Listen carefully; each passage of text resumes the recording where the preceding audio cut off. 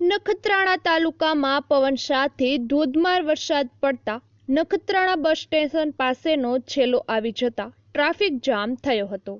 તેમજ વથાણ ચોક પાસે આવેલ છેલ્લો આવી જતા વથાણ ચોકમાં આવેલ આરામગૃહમાં ગુડે ગુડે પાણી ભરાયા હતા. સારો વરસાદ પડી જતા ગરમીમાં રાહત મળી હતી અને ખેડૂતોમાં ખુશી જોવા મળી હતી. અંગિયા, સગનારા, બેરુ, ધાવડા, દેવપર, વિથોણ, કદિયા નાના મોટા, ટોણિયા, રસલિયા, ખોભડી વગેરે ગામોમાં છૂટોછવાયો વરસાદ પડ્યો હતો અને ગરમીમાં લોકોને રાહત મળી હતી. તેમજ નદી નાળા અને તળાવોમાં નવા નીર આવ્યા હતા.